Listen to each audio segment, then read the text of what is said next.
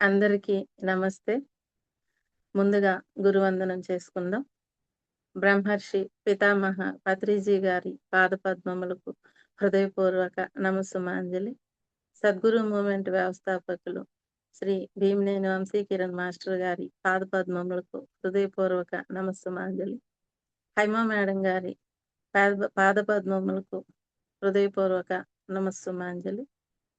రాధాకృష్ణులకు ఆత్మ ప్రణామాలు. సమస్త ఋషి మండలికి ఆత్మ ప్రణామాలు. ఈ జూమ్ నిర్వహిస్తున్నటువంటి ఆత్మీయులకు ఆత్మ ప్రణామాలు. వీక్షిస్తున్నటువంటి ప్రతి ఆత్మ బంధువుకి ఆత్మపూర్వక ప్రణామాలు. మాస్టర్స్, మనం గత కొద్ది రోజులుగా శ్రీకృష్ణ పరమాత్మ 64 గుణాలు గురించి తెలుసుకుంటున్నాం. వాటిలో జ్ఞానకోణం గురించి తెలుసుకుంటున్నాం. ఈరోజు 42, 43, 44, 45, 46 ఈ 5 గుణాల్లో గురించి, వాటిలో ఉండేటువంటి జ్ఞానకోణం గురించి మనం తెలుసుకుందాం. 42వ గుణం ప్రతాపి, అంటే మోస్ట్ పవర్ఫుల్, అత్యంత శక్తివంతమైన అని అర్థం. దీనికి మనం ఉదాహరణగా కొన్ని చెప్పుకుందాం.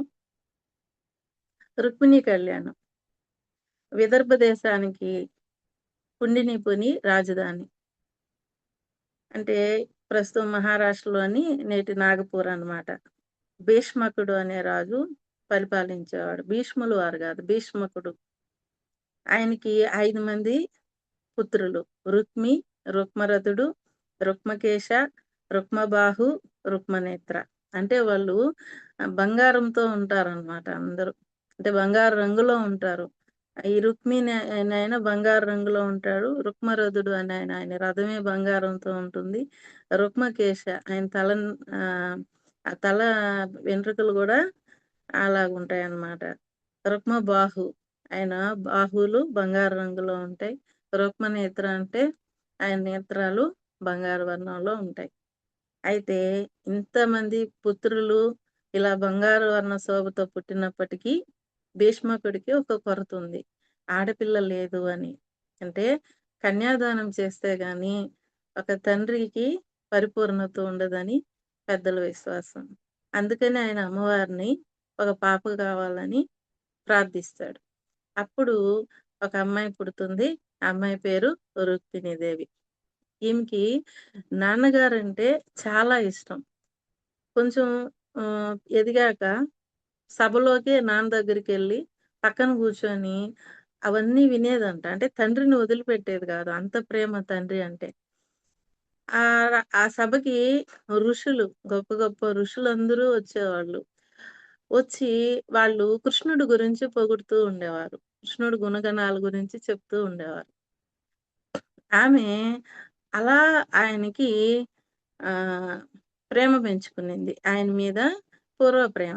అంటే చూడకుండానే విని ప్రేమ పెంచుకోవడం అన్నమాట. అలాగా పూర్వానురాగం.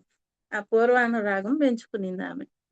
అలా పెంచుకొని ఆయన్నే స్మరించుకుంటూ ఉండేది. ఈ ఋషులే కృష్ణుడి దగ్గరికెళ్ళినప్పుడు, ఆయన సభ దగ్గరికెళ్ళినప్పుడు రుక్మిణీదేవి గుణగణాల గురించి చెప్పేవాళ్ళనమాట. ఆయన గూడా ఈమె పైన పూర్వానురాగం పెంచుకున్నారు. అంటే పరస్పరం అనురాగం అన్నమాట. ఒకరినొకరు ఇష్టపడ్డారు. చూసుకోకుండానే గుణగణాలు విని మాత్రమే వాళ్ళు ప్రేమను పెంచుకుంటారు. అయితే కొద్ది రోజులు ఇలా జరుగుతూ ఉంటే ఏమవుతుంది అంటే, ఋషులు, బంధువులు వీళ్ళందరూ మీరు రుక్మిణీదేవిని కృష్ణుడికిచ్చి పెళ్లి చేయండి అని భీష్మకుడికి చెప్తారు. ఇలా అందరూ కనిపించిన వాళ్ళు, వచ్చిన వాళ్ళందరూ గూడా ఇలాంటి సుగుణాల రాశికి ఆయనైతేనే కరెక్టు. ఆయనకిచ్చి పెళ్లి చేయండి అంటారు. అప్పుడు సరే అని ఒప్పుకుంటాడు భీష్మకుడు. ఒప్పుకునేసి ఇంకా ఖాయమైపోయింది. ఈ అమ్మాయి ఆనందపడిపోయింది. అయితే ఈ రుక్మికి ఫ్రెండ్స్ ఉన్నారు. జరాసంధుడు కొంచెం వ్యసనపరుడీన రుక్మి. జరాసంధుడు, శిశుపాలుడు, ఈ జరాసంధుడు గ్రూప్ ఉంది. ఆ గ్రూప్ ఏందంటే రాక్షస జాతి అన్నమాట. అంటే రాక్షసులే మానవులుగా పుట్టారు. ఈ రాక్షస గుణాలు ఉన్నటువంటి ఫ్రెండ్స్ ఉన్నారన్నమాట. ఓ రోజు పార్టీలో జరాసంధుడు అడుగుతాడు. అదేంటది మీ నాన్న రుక్మిణిని కృష్ణుడికిస్తాడు. అదెలాగా? నువ్వు గాని శిశుపాలుడికి ఇచ్చినట్లయితే మన బంధం బలపడుతుంది. రాజ్య విస్తరణ జరుగుతది. నువ్వు దీనికి ఒప్పుకో అంటాడు. మత్తుంటది గదా! పార్టీ అంటే. మైకంలో ఓకే అనేసొస్తాడు. వచ్చి తండ్రిని పట్టుబడతాడు. అదేంటది అమ్మాయికి చెప్పాం కృష్ణుడికిస్తామని. తను ఆశ పెట్టుకో ఉంటది. అంటే, "నువ్వు ఒప్పుకుంటే ఒప్పుకున్నట్టు. లేదా నిన్ను జైల్లో పెట్టి నేను రాజ్యం స్వీకరించి పెద్ద కొడుకుని గదా! నాకు అధికారం ఉంటుంది. నేను రాజ్యం స్వీకరించి అప్పుడు నా చెల్లెల్ని శిశుపాలుడికిచ్చి పెళ్లి చేస్తాను" అంటాడు. ఆయన సైలెంట్ అయిపోతాడు. ఎందుకంటే ఆల్రెడీ కంసుడు ఆహ్, తండ్రిని జైల్లో పెట్టాడు. ఈళ్ళదంతా ఒక బ్యాచ్. ఈ జరాసంధుడు కూతుర్లని కంసుడికిచ్చున్నాడు. కంసుడికి ఇచ్చాడు ఈయన ఇద్దరు కూతుర్ని. కాబట్టి అవి ఆల్రెడీ ఈయన్ని భయపడిపోయి ఆయనేం చేశాడు అంటే గమ్మగైపోయాడు. లోపల బాధే కానీ సైలెంట్ అయిపోయాడు. రుక్మిణికి ఇక దారి లేదు. తల్లి, తండ్రి, గురువు, దైవం. తల్లి, తండ్రి ఇంకేం చేయలేరు. అప్పుడు గురువుని పట్టుకునింది. అగ్నిజ్యోతనుడు అనేటువంటి వాళ్ళ కుల గురువుని పట్టుకుంటుంది.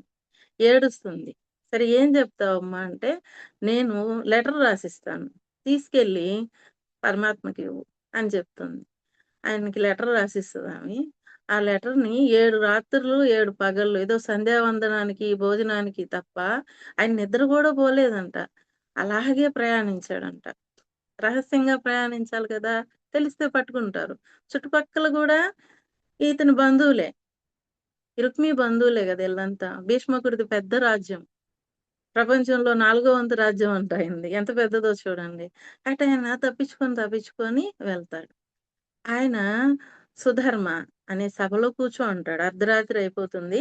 అక్కడ కూర్చుంటాడు. కూర్చో అంటాడు కృష్ణుడు. చూడండి ఒక బ్రాహ్మణుడు 7 రాత్రులు, 7 పగళ్ళు ప్రయాణించాడంటే ఎలాగుంటాడు? అలాంటాయన్ని అర్ధరాత్రి సభలోకి పంపించారు సైనికులు. అంటే కృష్ణ రాజ్యం ఎంత ధర్మబద్ధంగా ఉందో చూడండి. సుధర్మ సభలో కూర్చోన్నారంట. సుధర్మ అంటే ఏంటి అంటే రాజ్యసభ అంటే ధర్మాలు చర్చించుకునే సభ. ఇంద్రుడు కృష్ణుడికి గిఫ్ట్‌గా ఇస్తాడు. అది ఎలాంటిదంటే మొబైల్. మొబైల్ అన్నమాట. ఎక్కడి నుంచి ఎక్కడికైనా మార్చుకోవచ్చు. ప్లస్ ఇంకొక అడ్వాంటేజ్ ఏంటంటే ఎంతమంది కూర్చున్నా ఒకరికి చోటుంటది. ఇప్పుడు నలుగురున్నారనుకో, నలుగురంతే ఉంటది. ఐదో మందికి చోటుంటది. 100 మందున్నారనుకో, 101 మందికి చోటుంటది. అలా విస్తరించుకోగలదు, సంకోచించగలదు. అలాంటిదనమాట సుధర్మ సభ. అక్కడ కూర్చో ఉంటాడాయన. అక్కడ ఈయనెళ్ళేసరికి, "నువ్వెవరు? ఎందుకొచ్చావు?" అనడాయన. వెంటనే కాళ్ళు కడిగి, ఆయనకి సపర్యలు జేసి, కూర్చోబెట్టి కాళ్ళు ఒత్తుతాడంట. చూడండి. ఆయన ఒక రాజపుత్రుడు. అయినా గాని ఒక బ్రాహ్మణోత్తముడొస్తే "నువ్వెక్కడి నుంచొచ్చావో" ఏం అడగకుండా ముందు సపర్యలు చేసిన తర్వాత మీరు చాలా సంతోషంగున్నారు. ఉన్నదాంతో తృప్తి పడేవాళ్ళు తప్ప ఇలా ఉండలేరు. మిమ్మల్ని పోషించే రాజు ఎంత గొప్పవాడో గదా! మీరెందుకోసం వచ్చారు? నేనేం చేయగలను అని నెమ్మదిగా అప్పుడు అడిగాడంట. అప్పుడు ఈయన లెటర్ చూపిచ్చాడు. నేను పలానా రాజ్యం నుంచొచ్చాను అని. అంటే అప్పుడు ఆహ్, ఆ లెటర్ నీటిచ్చి నేను చదువుతాను అనలా కృష్ణుడు. ఆయన గుణగణాలు చూడండి. మీరే చదవండి అన్నాడంట. ఆమె కొన్ని గుణాలు రాసుంటది. ఇదిగో నేను మిమ్మల్ని ఇష్టపడ్డాను. నా తండ్రి నా అన్న వేరే వాళ్ళకిచ్చి చేయాలనుకుంటున్నాడు. నా తండ్రి ఏం చేయలేని స్థితిలో ఉన్నాడు. నన్నొచ్చి తీసుకెళ్ళు అని మెసేజ్ ఇస్తూ ఆమె కొన్ని పొగుడుతుంది ఆయన్ని. ఏమనంటే నువ్వు రాక్షసులను చంపగలవాడివి. ఎందుకంటే ఈడేమన్నా ఇబ్బంది పెడుతుండేవాళ్ళు రాక్షసులు ఫస్ట్ పాయింట్. తర్వాత నువ్వు ధన్యుడివి. ధన్యుడివి అనేది మొదట ఉపయోగించింది. ధన్యుడినని ఎవరంటారంటే ఒక్క క్షణం గూడా వేస్ట్ చేయని వ్యక్తిని. తన జీవిత కాలంలో ప్రతి క్షణాన్ని సద్వినియోగం చేసుకునే వ్యక్తిని ధన్యుడు, ధన్యజీవి అంటారు. నువ్వు కాలాన్ని సద్వినియోగం చేసేవాడివి. సద్గుణవంతుడివి, విద్యావంతుడివి, అందగాడివి, యవ్వనవంతుడివి ఇలా అన్నీ పొగుడుతూ కారుణ్యవంతుడివి అయన్నీ చెప్తూ ఆమె ఫైనల్‌గా ఒక మాట అంటుంది ఆ లెటర్‌లో. "నువ్వు పురుషుల్లో సింహం లాంటి వాడివి. వాడు గోమాయువు అంటే నక్క. సింహం కోరుకున్న దాన్ని నక్క తీసుకోగొట్టు. నువ్వొచ్చి ఆ నక్కని చంపేసి నీ నీ వస్తువు నువ్వు తీసుకెళ్ళు. ఎంత ధైర్యంగా చెప్తుండో చూడండి. అలా ఆ లెటరు ఎవరు చదివారు? అగ్నిజ్యోతుండే చదువుతాడు. చదివి వినిపించిన తర్వాత నేనొస్తాను పద అంటాడు. అని ఆయన దారుకుడు ఆయన రథం నడిపాయన. కృష్ణుడు రథం నడిపాయన.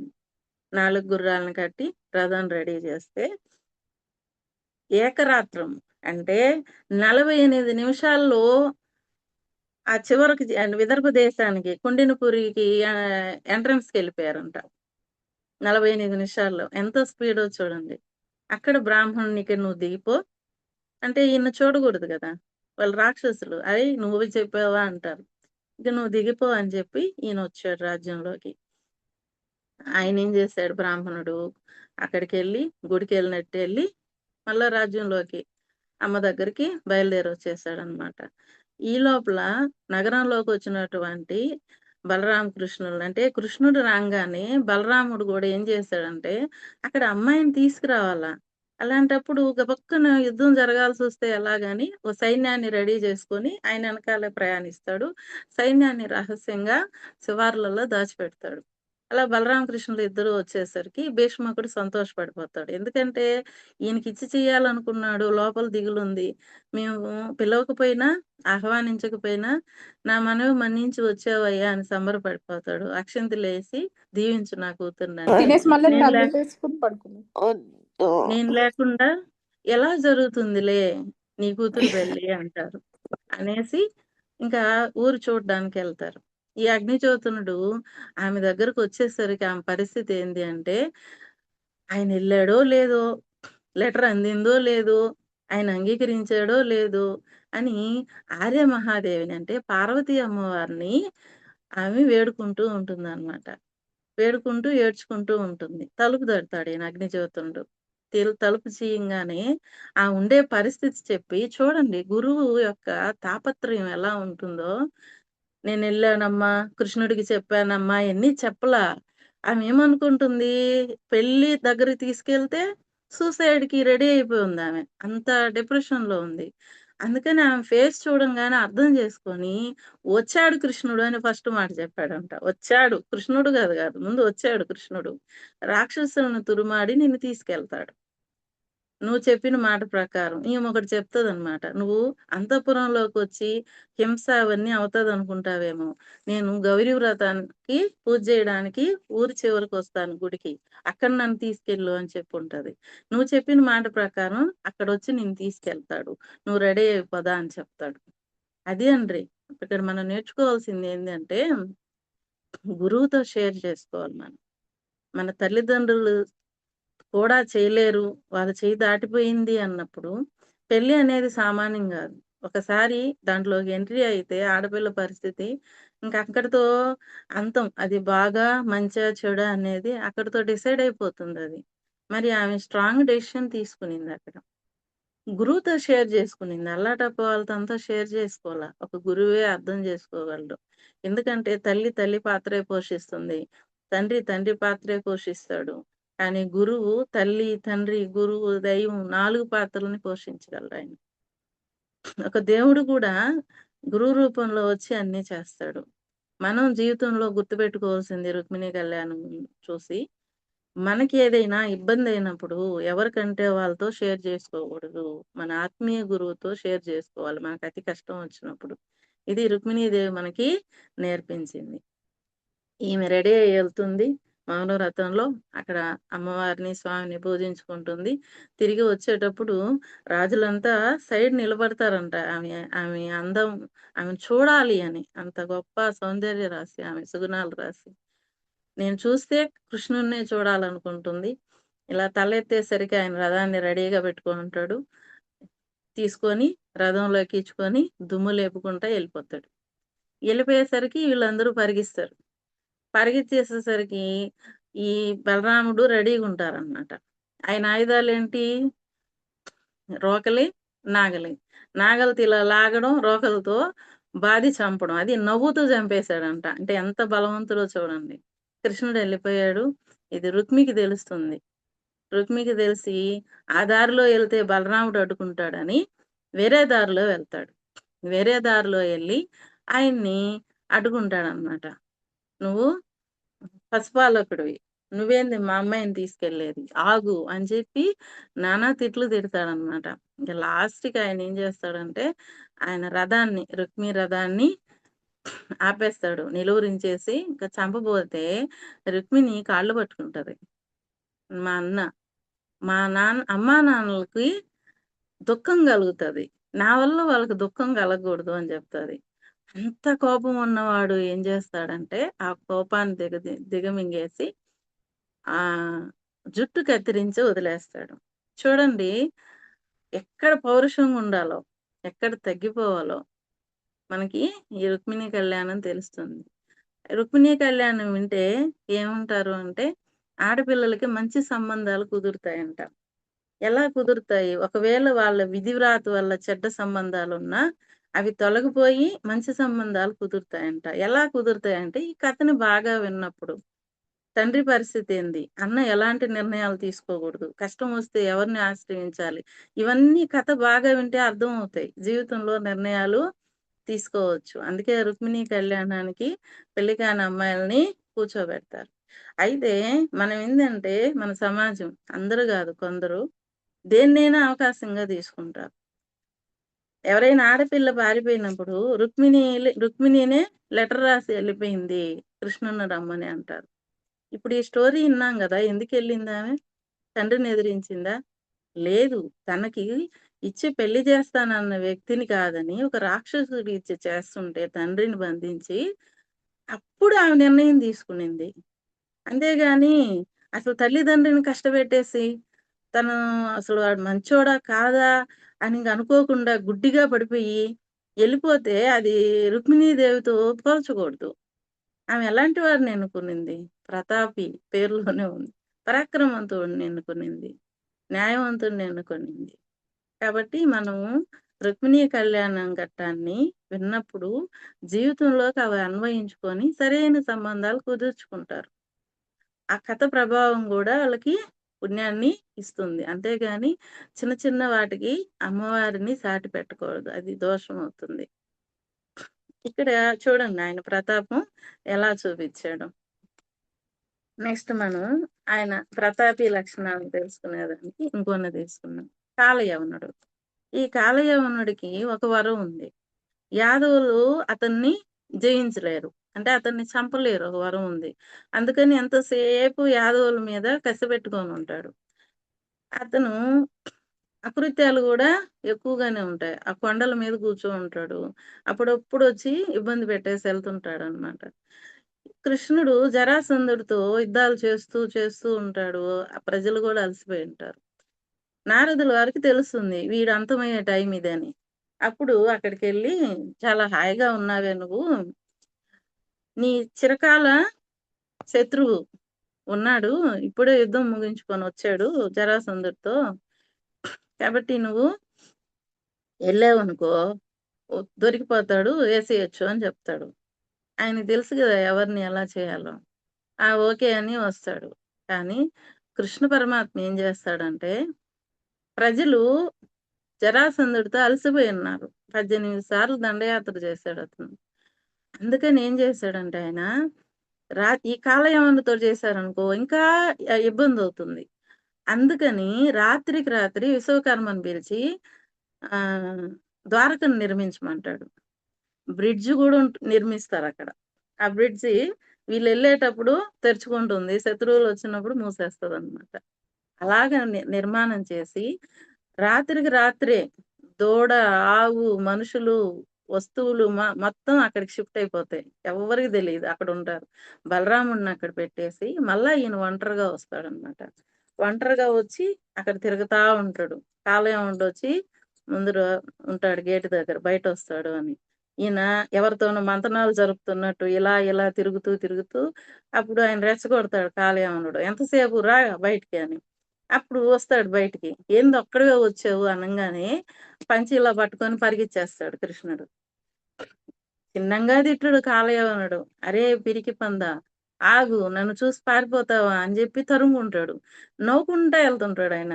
నవ్వుతున్నావేంది నేను తిడుతుంటే? నీలాంటి పిరికివాడుంటాడా అని తిడుతూ ఎళ్తున్నాడనమాట కాలయవనుడు. ఎళ్తూ ఉంటే కృష్ణ పరమాత్మ గుహలోకెళ్ళిపోతాడు. గుహలోకెళ్ళిపోయి దాక్కునేస్తాడు. ఈయన కాలయవనుడెళ్ళేసరికి ఈయనేం జేస్తాడు, ఒకతను పనుకో ఉంటాడు. పనుకో ఉండేసరికి ఈ కృష్ణుడు పైగుడ్డ అక్కడ తగులుకుంటుందనమాట అతను పనుకో ఉండే దగ్గర. కృష్ణుడే అక్కడ పనుకో ఉండాడనుకోని, మాయావి ఇక్కడొచ్చి దొంగ నిద్రపోతున్నావా? నాకు తెలీదా అని ఒక కాలుతో తంతాడు. వెంటనే అక్కడ ఒకాయన లేస్తాడు ఋషి. ఆయనే ముచుకుందుడు. లేసేసరికి అప్పుడేమవుతుంది, ఆయన ఎన్నో యుగాల నుంచి అంటే కృతయుగంకి ముందాయనంట ఆయన. అప్పుడు దేవతలకి రాక్షసులకి యుద్ధం జరిగినప్పుడు ఈయన యుద్ధ నైపుణ్యం రాత్రులు నిద్ర మేలుకోగలడంట ఈయన. రాక్షసులు రాత్రులే గదా! యుద్ధం జేస్తారు. అందుకని ఈయన్ని తీసుకుపోయారంట భూలోకం నుంచి. ఎన్నో రోజులు యుద్ధం చేసిన తర్వాత దేవతలు గెలుస్తారనమాట. దేవతలు గెలిస్తే అప్పుడు ఈయనని అడుగుతారు. "ఏం గావాలి నీకంటే?" "నాకు సర్వభోగాలున్నాయి ఆ భూలోకంలో నాకేమొద్దు. నేను అలసిపోయాను. నాకు నిద్ర గావాలి" అంటాడంట. సరే పనుకోండి అంటారు. ఇంక నీకు నిద్ర మెలకువ వచ్చేసరికి, ఇంక నేను ఇంటికి పోతాను అనేసరికి, అప్పుడు ఇక్కడ కాలానికి, అక్కడ కాలానికి చాలా తేడా ఉంటది. ఇ నీ వంశం అంతా చాలా అయిపోయింది. ఎందుకంటే అక్కడ ఒక రోజుకి, ఇక్కడ రోజుకి తేడా ఉంటది కదా! ఇక్కడ సంవత్సరాలు గడిచిపోయాయి. ఇంక వాళ్ళ వంశం గూడా పిల్లలు ఈయన గుర్తుపట్టలేనంత స్టేజ్ అనమాట. కొన్ని తరాలు మారిపోయింది. అంటే ఆయన బాధపడతాడు. ఆహ్, ఏదో ఒకటి కోరుకో నీ వల్ల మేము సుఖపడ్డాము, ఆనందపడ్డాము. నువ్వు బాధపడకూడదు అంటే, నేను పరమాత్మను దర్శించుకోవాలి. నాకు మోక్షం గావాలి అంటాడు. అయితే మోక్షం అనేది మా చేతిలో ఉండదు. పరమాత్మ ఇవ్వాలి. నీవు పలానా గుహలో పనుకోనుండు. ఆయన నీకు దర్శనం ఇస్తాడు. నీకప్పుడు దాకా యోగ నిద్రని భాగ్యం అని చెప్తారు. అలా నిద్రపోతున్నాయన ముచ్చుకుందుడనమాట. ఈయన కాలుతో అనంగానే ఒక్కసారి కళ్ళు తెరవంగానే ఆ తపస్సు చేసినటువంటి అదుంటుంది గదా! ఆ పవరు. ఆ కళ్ళతో చూడంగానే కాలిపోతాడు కాలయవనుడు. ఇంక అంతే. అప్పుడు కృష్ణుడొచ్చి దర్శనమిస్తాడు. ఆయన పొంగిపోతాడు. "మోక్షమియ్యయ్యా" అంటే, "ఇప్పుడు నీకివ్వడానికి కుదరదు. నువ్వు రాజుగా ఉన్నప్పుడు ఏమైంది అంటే, నీకు వేట కొంచెం రాజులకు కొంతవరకు పరిమితం. అడవి జంతువులు ఎక్కువైనప్పుడు వేట చేయాలి. కానీ నువ్వెక్కువగా వినోదం కోసం వేట చేసేవాడివి. నీకా కర్ముంది.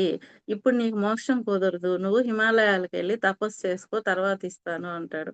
చూడండి ఫ్రెండ్స్, మనం ఇక్కడ హింస అనేది అంత గొప్ప తపస్సు చేసిన అతనికే మోక్షానికి అడ్డొచ్చిందంటే నిత్యము హింస చేసేటువంటి మానవుల పరిస్థితి ఏందో ఊహించుకోండి. ఇది మనం ఇక్కడి నుంచి నేర్చుకోవాల్సింది. హింస అనేది మనల్ని ఎంత కట్టి పడేస్తది, మన మార్గానికి ఎంత అడ్డు వస్తదో. అందుకే మనకి పత్రిజీ గారు గాని, వంశీ సార్ గాని వీళ్ళందరూ శాకాహారం అనేది చెప్తున్నారనమాట. ఇలా ముచుకుందుడి చేతిలో ఆయన పని చేపిచ్చేస్తాడు. ఎందుకని? అక్కడ ఆయన ఆ ప్రతాపం ఎందుకు వేస్ట్ జేసుకోవాలి? ప్రజల్ని ఎందుకు ఇబ్బంది పెట్టాలి? ఏ మార్గంలో వాడు సులభంగా వాడిని అంతం చేయగలడో అలా అంతం చేశాడనమాట ఆయన. అలాగే జరాసంధుడిని గూడా ఆయన శిశుపాలుడొచ్చి జరాసంధునికి సైన్యాధిపతి. కృష్ణుడికి బంధువే ఇతను శిశుపాలుడు. కానీ రాక్షస లక్షణాలు గదా! రాక్షసుల వెంటుంటాడు. ఈ శిశుపాలుడు సైన్యాధిపతి జరాసంధుడికి. జరాసంధుడు ఎంత పవర్‌ఫుల్ అంటే తనకు లొంగిపోతే సరే, లొంగిపోలేదనుకోండి బంధించేస్తాడు. ఆ రాజ్యం పెరుక్కొని బంధించేస్తాడు. మామూలుగా చచ్చిపోవాలది వీరమరణం వాళ్ళకి. కానీ చంపడు. తీసుకొచ్చి బంధించేసి అలా 86 మంది రాజులను బంధించుంటాడు. 100 మందయితే ఆయన బలి జేయాలని. నరబలిస్తాననుకుంటాడు. అలాంటి రాజ్యకాంక్ష అతనిది. అతనికి లొంగిపోవడమా? లేకపోతే పారిపోవడమా? లొంగి దొరికారనుకోండి ఇంక లోపల పెట్టేస్తాడనమాట. అంత కిరాతకుడతను. అలాంటి జరాసంధుడిని వధించే దాంట్లో గూడా ఎంత చక్కగా ప్లాన్ జేశాడంటే పరమాత్మ, చాలా సార్లు యుద్ధం జేస్తాడు జరాసంధుడితో. కానీ ఆకాశవాణి చెప్తది. ఇతను భీముని చేతిలో చనిపోవాలి. మీరు చంపకండి. బలరామకృష్ణుడు చెప్తాది. మీరు చంపకండి. ఎందుకంటే ధర్మరాజు పాండవుల గొప్పతనం తెలియాలంటే ఇతని వధ వాళ్ళ చేతిలో జరగాలి. మీరు వదిలిపెట్టండి అని చెప్పుంటదనమాట. ఆమె కోరిక మేరకు ఎన్నో సార్లు ఓర్పుగా ఉంటాడనమాట. 18 సార్లు దండెత్తొస్తాడు జరాసంధుడు. 18 సార్లు అతన్ని చంపకుండా వదిలేస్తాడు. ఎందుకు అంటే ఇతడు వదిలేసినప్పుడల్లా కొంతమంది రాక్షసుల్ని తీసుకొస్తుంటాడు. అంత రాక్షసుల సైన్యం అన్నమాట. అసలు మహాభారత కాలంలో పాండవుల పక్క ఉన్న వాళ్ళందరూ దేవతల అంశంట. కౌరవుల పక్క ఉన్న వాళ్ళందరూ కూడా రాక్షస అంశ. మానవులుగానే జన్మించారు వాళ్ళు రాక్షసులు. ఇలా ఎంతో మందిని తడవకు తీసుకొచ్చేవాడు. వాళ్ళందరిని చంపేసి వీడిని వదిలేసేవాడు. అది ప్రతాపం అన్నమాట. అలాగా లాస్ట్‌కి ఏం చేస్తాడు ధర్మరాజు రాజసూయ యాగం తలపెట్టినప్పుడు, నీకు జరాసంధుడు లొంగడు. అతన్ని సైన్యంతో మనం అరికట్టలేము. కాబట్టి అతన్ని ఒంటరిగా పోవాల్సిందే. ఆయుధాలతో పోతే అతను ఎందుకంటే ఏ దైవీ ఆయుధం గూడా అతన్నేం చేయలేదంట. అతను మహా శివభక్తుడు. కాబట్టి ఏం చేయలేరు. అతన్ని ఒంటరిగా పోయి జయించాల్సిందే అని చెప్తాడు ధర్మరాజుకి. రాజసూయ యాగం అంటే అన్ని రాజ్యాలు తిరగాలి గదా! అశ్వం. కాబట్టి అలా ముగ్గురే ఎళ్తారు. ఎవరెవరు కృష్ణుడు, అర్జునుడు, భీముడు వెళ్ళి ఎలాంటి సమయంలో తీసుకెళ్తాడంటే ఒక యజ్ఞం చేస్తుంటాడు జరాసంధుడు. యజ్ఞం చేస్తున్నప్పుడు అప్పుడు తీసుకెళ్తాడు. అప్పుడు తీసుకెళ్ళి ఎళ్ళేటప్పుడు గూడా ఏం చేస్తాడు, చైత్రక పర్వతం అని ఒకటుంటది ఆయన జరాసంధుడు పూజించే పర్వతం. దాని శిఖరాన్ని విరగ్గొట్టి, ఆయన ఒక రాక్షసుడిని చంపి, వృషభుడనే రాక్షసుడిని చంపి, ఆ చర్మంతో 3 డోలులుగా చేయించుంటాడు. అది ఒకసారి ఇలాగంటే ఒక నెలతో పాటు సౌండ్ ఇస్తుంటదంట. వాటిని పగలగొట్టి వస్తాడు. ఎలా వచ్చారు? బ్రాహ్మణ వేషంలో వచ్చారు. జరాసంధుడు ఆహ్వానిస్తాడు. ఆహ్వానించి అడుగుతాడు. అదేందది మీరు బ్రాహ్మణ వేషంలో ఉన్నారు. నా పర్వతాన్ని, ఆ డ్రమ్ముల్ని ఇరగ్గొట్టిచ్చారు. ప్లస్ మీ చేతికి ధనుర్బాణాలు పట్టుకున్నప్పుడు ఏర్పడే గీతలున్నాయి. ఎంత తెలివైనోడో చూడండి. ఉన్నాయి. ఏంటి విషయము అని అడిగితే, అప్పుడు ఆయన నిదానంగా చెప్తాడు.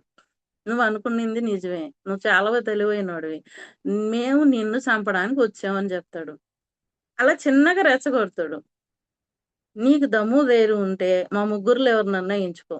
నేను ఈరోజు వాళ్ళిద్దరు మౌనవ్రతంలో ఉన్నారు. నేనొక్కడినే మాట్లాడతానని చెప్పి ఫస్ట్ ఈయన మాట్లాడి, కొనసాగించిన తర్వాత మాతో ఎవరితోనైనా పెట్టుకో. ఇదిగో ఇతను పరాక్రమశాలి అని ఇట్లా చెప్తాడనమాట. రెచ్చగొడతాడు. అప్పుడు భీముడిని ఎంచుకుంటాడతను. భీముడిని ఎంచుకుంటే 13 రోజులు పోరాడారంట. నేను కాసేపు రెస్ట్ తీసుకుంటాము అనంగానే, అప్పుడు కృష్ణ పరమాత్మ అన్నాడంట. "నీవు అలసిపోయిన వాడితో యుద్ధం చేయకు. నీ తండ్రి వాలిదేవుని పరాక్రమం చూపించు నువ్వు" అని.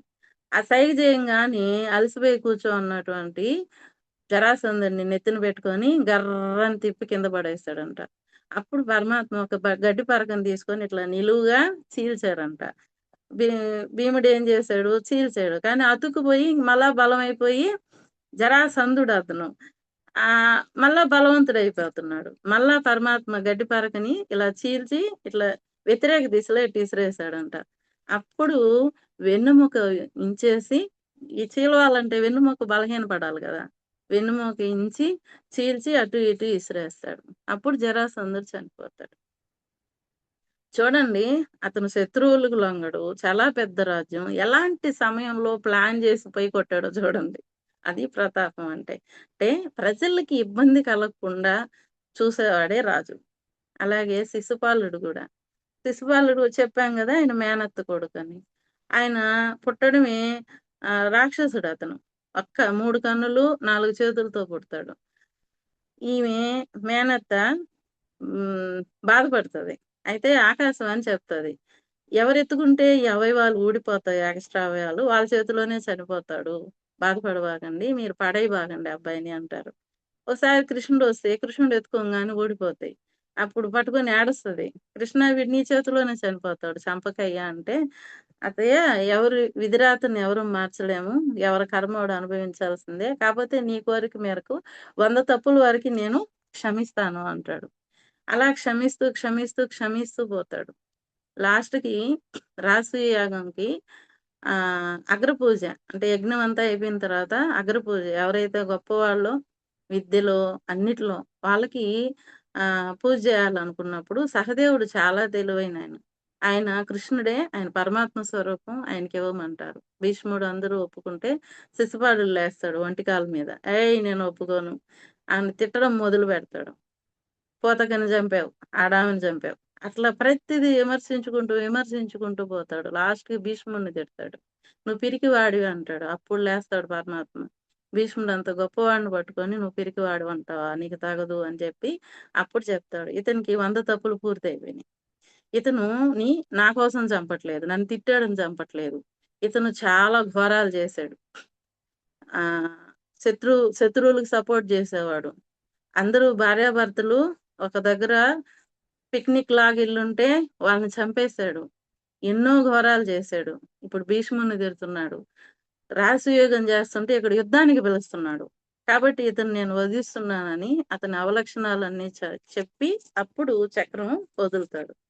ఆయన చనిపోయిన తర్వాత ఆ జ్యోతి పైకెళ్తది. పైకెళ్ళి మళ్ళా కిందకొచ్చి కృష్ణుడిలో కలుస్తది. ఎందుకంటే చాలా మందికి అనుమానం ఉంటది. కృష్ణుడు పరమాత్మ కాదని. అది నిరూపించడానికి ఆయన ప్రతాపం అంతా చూపిస్తాడు. అట్లా ఈయన ప్రతాపం ఎలా ఉంటుంది అంటే, ఎవరిని ఎక్కడ శిక్షించాలో అక్కడ శిక్షించాలి. ఎక్కడ నెగ్గాలో నెగ్గడం, తగ్గడం, పారిపోవడం, అవసరమైతే పారిపోవడం ఇవన్నీ జేశాడు. ప్రజలకు ఇబ్బంది కలగకుండా చూసుకోవడం రాజు లక్షణం అన్నమాట. ఇది మనం శివాజీ మహారాజులో చూస్తామండి. ఎన్ని సార్లు ఆయన పారిపోయాడో. 400 మంది సైన్యంతో ఎదిరించలేక పారిపోయేవాడాయన. చాలా సార్లు పారిపోయి అడవుల్లో దాక్కున్నాడు. లాస్ట్‌కి ఆయనకి బాధ కలిగినప్పుడు, ధైర్యం సన్నగిల్లినప్పుడు శ్రీశైలానికొచ్చి అమ్మవారి భక్తుడాయన. అమ్మవారికి పూజ చేస్తాడు. ధ్యానంలోకెళ్ళిపోతే అమ్మవారొచ్చి ఏడస్తాడు. "అమ్మ నీ జాతిని నేనెలా రక్షించాలి?" అప్పుడు స్త్రీలకి చాలా అన్యాయం జరుగుతుంటది పరమతస్తుల ద్వారా. "నీ జాతిని నేనెలా రక్షించాలమ్మా" అంటే ఆమె కత్తిస్తది. అప్పుడొచ్చి చిన్న చిన్న బాకులు తయారు చేయించి మరాఠీ స్త్రీలు దోవతిలాగా కట్టుకుంటారు చీర. "ఈటిల్లో దోపుకోండమ్మా" అంటే మగవాళ్ళందరూ పారిపోయి ఉన్నారు అతని దెబ్బకి. తలుపు గట్టితే వాడు పనేందంటే సైనికులొచ్చి ఏ స్త్రీలను పట్టుకుపోతారో తెలీదు. తలుపు కొట్టినప్పుడు పొడిచేయండని జెప్తాడు. అలా స్త్రీ జాతిని ఉద్ధరించాడాయన. ఆయన గూడా ఎన్ని సార్లు పారిపోయాడో. అక్కడ పారిపోవడంలో తప్పు లేదండి. అక్కడ బలాబలాల్ని ఎన్నుకొని మళ్ళా తిరిగి గెలవడంలో గొప్పుంది. తగ్గాలి. తగ్గేటప్పుడు తగ్గాలి. ఇదే నేర్పిచ్చాడు పరమాత్మ మనకి. రెండవ లక్షణానికెళ్ళిపోదాం. కీర్తిమాన్. అంటే ఆల్ ఫేమస్. ఈయన సర్వప్రసిద్ధుడు. ఈయన 64 రోజుల్లో 64 కళలు నేర్చుకున్నాడంట. 20 సంవత్సరాలు కన్నా ఎక్కువ పట్టే కళల్ని నేర్చుకోవాలంటే అంత టైం పట్టేటువంటి కళల్ని 64 రోజుల్లో నేర్చేసుకున్నాడు. నేర్చేసుకొని గురువునడిగారంట. గురుదక్షిణ కోరండి అంటే గురుపత్నిని అడుగు అంటారంట. గురుపత్ని ఏడుస్తుంది. నా బిడ్డ మేము సముద్ర స్నానానికెళ్ళినప్పుడు దాంట్లో సముద్రుడు తీసేసుకున్నాడు. సముద్రంలోకెళ్ళిపోయాడు. నా బిడ్డ నాకు కావాలి అని అడుగుతుంది. అంటే వాళ్ళకి తెలుసు ఈయన పరమాత్మ స్వరూపం అని. సరేనని బలరామకృష్ణులు ఎళ్తారు. ఎళ్లి సముద్రుడిని అడుగుతారు. సముద్రుడు భయపడిపోతాడు. "అయ్యా! నేను నీకు పిల్లనిచ్చిన మావని. నా మీద ప్రతాపం చూపించకు. నాకు భయం. ఆహ్, అలలొచ్చాయి. అబ్బాయి కొంచెం లోపలికొచ్చాడు. అలలు లోపలికి తీసుకెళ్ళడం సహజ లక్షణం. నేనైతే ఆ అబ్బాయిని చంపలేదు. పలానా రాక్షసుడు. అబ్బాయి పేరు శ్యామల అన్నమాట. పంచజన్యుడనే రాక్షసుడున్నాడు. వాడు మింగేసాడు. నేనేం చేయలేదు అంటాడు. అప్పుడు రథంతో పాటు లోపలికెళ్తారు బలరామకృష్ణులు. బలరామకృష్ణులెళ్లి అక్కడ ఏం చేస్తారు అంటే అతన్ని పట్టి చంపేస్తారు. చంపి కృష్ణుడు అతని పొట్టను చీలుస్తాడు. అదేందది ఎప్పుడో చనిపోయిన బిడ్డ అలాగే ఎలాగుంటాడు? అంటే అక్కడ ఆ సముద్రం గొప్పతనం ఏంది అంటే మామూలుగా సాధువుల్ని వాళ్ళని అక్కడ ఖననం చేయరంట. ఆ సముద్రంలో వదిలేస్తే ఆళ్ళ ఎముకల్లో శంకువులు పుడతాయంట. అక్కడ ఆ శంకువు ఏర్పడిపోయి ఉన్నాడంట ఆ అబ్బాయి. ఆ పంచజనుల్లో ఏర్పడిన శంఖం గాబట్టి ఇది పాంచజన్యం అయిందంట. ఆ పాంచజన్యాన్ని పట్టుకొని యమపురికెళ్ళాడు. సమయమణిపురికి. వెళ్ళి యముడినడిగాడు. యముడు సాదరంగా ఆహ్వానించి "ఏం కావాలి ప్రభు" అంటే, "ఇలాగ మా గురువుగారి బిడ్డ కావాలి" అనంటే, అప్పుడు ఆయన దండానికి ఉండేటువంటి బొటనవేలంత సైజులో అతుక్కు ఉంటాయంట ప్రాణాలన్నీ. ఇదిగో అంటే ఇలా గాదు. తప్పిపోయినప్పుడు ఎలాగుందో అతని శరీరం, అలాగే చేసివ్వు అంటే, ఆ ప్రాణాన్ని ఆ శరీరంలో పెట్టి ఇచ్చాడంట. శరీరాన్ని తయారు చేసి, తీసుకొచ్చి గురువుకిచ్చారు. అప్పుడు గురువు "నీ కీర్తి కలకాలం వర్ధిల్లుగాక" అన్నారంట. కీర్తిమాన్. గురువిచ్చినటువంటి ఇప్పుడు మనం గురువు ఒక మంచి మాట శభాష్ అంటే ఇంక అంతకన్నా గొప్పదనం ఏముంది. కాబట్టి గురువే ఆయన్ని "నువ్వు కీర్తిమాన్" అని చెప్పారు. అలాగే ఆయన కీర్తి ఇంకేంటంటే, గోవిందనామం అంటే ఆయనకి చాలా ఇష్టమంట. ఎందుకంటే, ఆయన చాలా కష్టపడి సంపాదించుకున్నటువంటిది. వరాహ రూపంలో భూదేవిని తన కోరలతో పైకి తీసుకొచ్చి ఇప్పుడు మనకి వెంకటాచలంలో ఉండే పర్వతాలు ఆయన ఆదేశించాడంట. పైన వైకుంఠపురంలో ఉండేటువంటి పర్వతాలవి. క్రీడా పర్వతాలంటారంట అక్కడ. గరుడుడు శిరస్సు పైన పెట్టి తీసుకొచ్చి అక్కడ పెట్టాడంట. కాబట్టి భూమిని ఉద్ధరించేదానికి. ఆ పుణ్యక్షేత్రం అది. అప్పుడు ఆ భూమిని ఉద్ధరించారు గాబట్టి ఇంద్రుడు గోవింద అని బిరుదిచ్చాడంట ఆ కాలంలో. తర్వాత బలిచక్రవర్తిని బంధించినప్పుడు అంటే గో అంటే భూమి, గో అంటే ఇంద్రియాలు గూడా. ఆ ఇంద్రియాలకున్నటువంటి ఆయనకి నేను చాలా దానవంతుడిని అనేది ఉంది గదా! బలిచక్రవర్తికి. అలాంటి దాన్ని జయించాడు. కాబట్టి అప్పుడు గూడా ఆయన్ని దేవతలందరూ గోవిందా అని ఇచ్చారంట. అంటే రాజ్యం లేకుండా తిరుగుతున్నాడు ఇంద్రుడు భయపడి. ఆ రాజ్యాన్ని తిరిగిచ్చాడు. ఆయనలో ఉండే అహంకారాన్ని తీసేసాడు. కాబట్టి ఆయన్ని గోవిందా అన్నారంట రెండోసారి. ఇంక మూడోసారి రామావతారంలో దుష్ట శిక్షణ జరిపినప్పుడు భూదేవిని ఆ పాప భారం నుంచి రక్షించినప్పుడు మళ్ళా ఇంద్రుడు గోవిందా అన్నారంట. ఇట్లా బ్రహ్మ, ఇంద్రుడు గోవిందా అని ఆయనకి బిరుదిస్తున్నారు. ఇంక లాస్ట్‌ది గోవర్ధన పర్వతం 7 రాత్రులు, 7 పగళ్ళు చిటికినేలతో ఎత్తి గోవుల్ని, ఆ నందవ్రజ వాసుల్ని రక్షించినప్పుడు ఆయన అహంకారం తీసేసాడు. ఎవరిది? ఇంద్రుడి అహంకారం తీసేసాడు ఆ గోవర్ధన గిరిధారి. అప్పుడు ఆయన వాళ్ళమ్మ, భార్య వాళ్ళందరూ గోక్షీరం అంటే సురభి ఉంటది గదా! గోమాత. ఆ ఆవు క్షీరంతో తీసుకొచ్చి అక్కడ స్వర్గంలో ఉండే గోవులన్నీ గూడా వచ్చాయంట ఆయన్ని పూజించడానికి. అక్కడ బృందావనంలో గోవింద పట్టాభిషేకం జేస్తారాయనకి. ఆ పట్టాభిషేకం జేసినప్పుడు "ఇంతమందికి ఆనందం కలిగిచ్చావయ్యా గోవిందా" అన్నారంట. కాబట్టి ఈ గోవిందనామం అంటే ఆయనకి చాలా ఇష్టం. ఆయన సంపాదించుకున్నటువంటి కీర్తి. కాబట్టి మనం తిరుమలకెళ్ళినప్పుడు చూడండి గోవింద, గోవింద ప్రతి పనికి గోవిందానే. అది చాలా ఇష్టమైనటువంటిదనమాట ఆయనకి. నెక్స్ట్ 44వది రక్తలోక్ అంటే ప్రజాదరణ పొందినవాడు ఆయన. పాపులర్. చాలా పాపులర్ అంట ఆయన. అసలు ఏంది పాపులర్ అంటే భాగవతమే పాపులర్. ఇప్పుడు ఎవరు జెప్పినా అది నిత్య నూతనమే. ఈరోజు చెప్పినా ఇంటారు, రేపు చెప్పినా ఇంటారు, ఎల్లుండి చెప్పినా ఇంటారు. అది ఎంతమందైనా చెప్పుకోని, కానీ ఇద్దరే చెప్తారు అన్నారంట పరమాత్మ. శుకుల వారు, కృష్ణ పరమాత్మ. శుకుల వారు పరీక్షిత్ మహారాజుకి జెప్పారు. తర్వాత ఎవరు భాగవతం చెప్పినా అది కృష్ణుడు ఆదేశిస్తేనే చెప్తారంట. లేతే చెప్పలేరంట. కాబట్టి భాగవతం ఎక్కడ వినిపిస్తున్నా అది పరమాత్మ వినిపిస్తున్నాడని మనం వినాలన్నమాట. ఇప్పుడు ఇస్కాన్ చూడండి. ఇస్కాన్‌లో అక్కడ ఫుడ్ వాళ్ళు వెల్లుల్లి తినరు. నీరుల్లి గూడా తినరు. ఉల్లిపాయ గూడా తినరు. టీ, కాఫీ తాగరు. ఫారిన్ దుస్తులేసుకోరు. పంచె, పిలక. ఆడవాళ్ళైతే లంగా ఓణీలు లేతే శారీ. మనవాళ్ళు కట్టుకునేది వేరండి. ఫారినర్స్ ఎంత చక్కగా కట్టుకుంటారో. అందులో అక్కడ సిస్టమ్ గూడా ఎలాగుంటదంటే, రోజుకి 16 సార్లు జపమాల జేయాలోళ్ళు. హరే కృష్ణ మంత్రం. తర్వాతొచ్చి అక్కడ ప్రసాదం పెట్టి తింటుండాల. సాత్వికమైన ఫుడ్ తినాల. నువ్వు 4 గంటలకు లేసి నువ్వు ఏ ఉద్యోగమన్నా చెయి. పెద్ద పెద్ద అడ్మినిస్ట్రేషన్స్ ఉంటారు వాళ్ళలో. 4 గంటలకు లేసి దేవుడికి హారతిచ్చుకొని, నైవేద్యం ఇచ్చుకొని వాళ్ళు క్యారియర్ పెట్టుకొని ఎళ్తారు. ఉద్యోగం చేస్తానే 16 సార్లు జపమాల చేస్తారు. ఇంకొకటేందంటే, ఏదో తీసుకున్నాం అయిపోయిందని గాకుండా ప్రచారం జేస్తారు. బుక్ డిస్ట్రిబ్యూషన్ జేస్తారు. ఇతర దేశాల్లో స్థాపిస్తారు. ప్రచారం జేస్తారు.